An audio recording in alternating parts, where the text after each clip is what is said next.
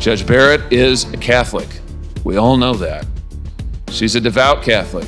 We all know that. She and her husband have chosen to raise their family according to their Catholic beliefs in faithful fellowship with other Catholics. We all know that.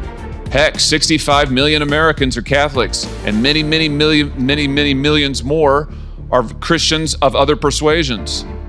Are they to be told that they cannot serve in public office, that they are not welcome in the public sphere unless the members of this committee sign off on their religious beliefs? I, for one, do not want to live in such an America, and the Constitution of the United States flatly prohibits it. Now, the Constitution says that people of faith like Judge Barrett are welcome in high office, welcome in any office, welcome throughout our public life here in this country. And I would just say to my Democrat colleagues that these years now, this pattern and practice, as we say in the law, this pattern and practice of religious bigotry, because that's what it is. When you tell somebody that they're too Catholic to be on the bench, when you tell them they're going to be a Catholic judge, not an American judge, that's bigotry. The pattern and practice of bigotry from members of this committee must stop. And I would expect that it be renounced.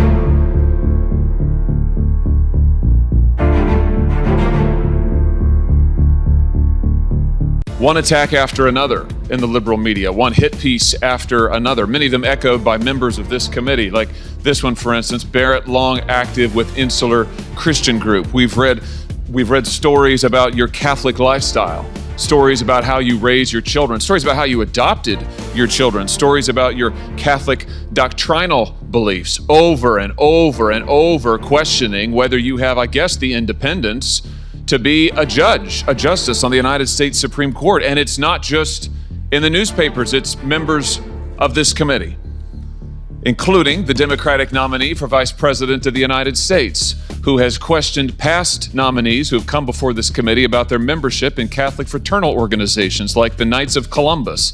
And for those watching at home, that's right, you heard me correctly. Senator Harris and others on this committee have repeatedly questioned judicial nominees' fitness for office because of their membership in the Knights of Columbus.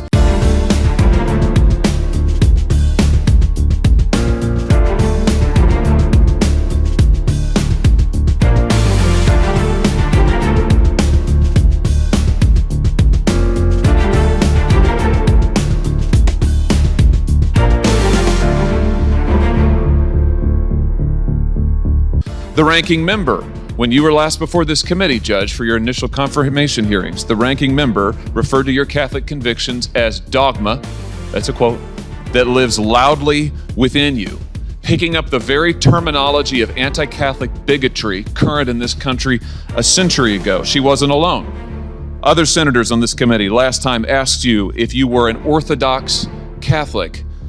One senator said she worried that you would be a Catholic judge if you were confirmed because of your religious beliefs, I guess, as opposed to an American judge, as if you can't be both a devout Catholic and a loyal American citizen. And it's not just you, Judge. Other nominees who have come before this committee for years now have been asked by my Democrat colleagues over and over their views on sin, their views on the afterlife, their views about their membership statements of Catholic organizations, about their membership in other Christian organizations, and on and on and on. And let's be clear about what this is. This is an attempt to broach a new frontier, to set up a new standard. Actually, it's an attempt to bring back an old standard that the Constitution of the United States explicitly forbids. I'm talking about a religious test for office. Article 6 of the Constitution of the United States, before we even get to the Bill of Rights, Article 6 of the Constitution of the United States says clearly, and I quote, "No religious test shall ever be required as a qualification to any office or public trust under the United States." Now, that was big news in 1787 when it was written, and it's worth remembering why. It's because no country, no republic in the history of the world had ever guaranteed to its citizens the right to freedom of conscience and religious liberty.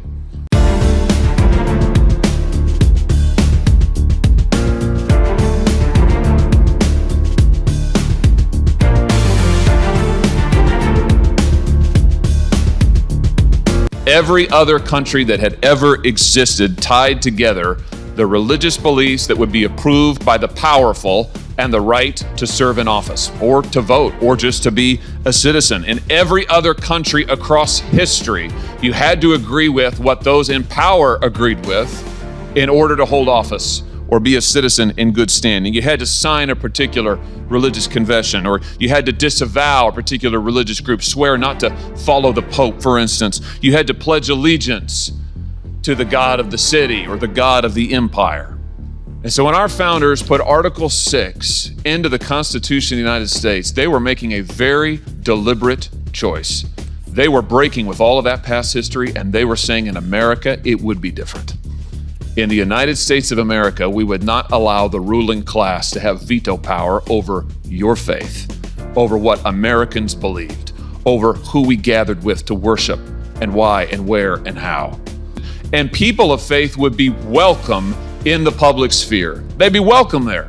They'd be welcome without having to get the approval of those in power, like those on this committee. They would be welcome to come and to bring their religious beliefs to bear on their lives, on their office, and all that they do, so long, of course, as they were peaceful citizens who followed the law.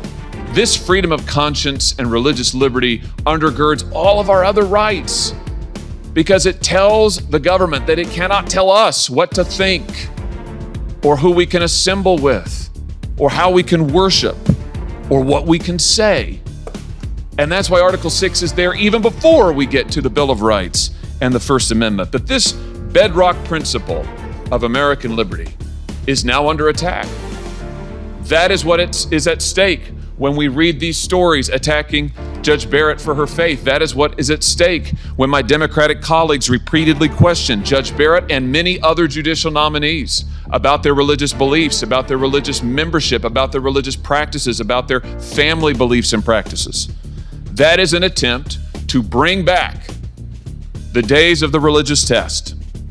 That is an attempt to bring back the veto power of the powerful over the religious beliefs and sincerely held convictions of the American people. And that is what is at stake in this confirmation hearing.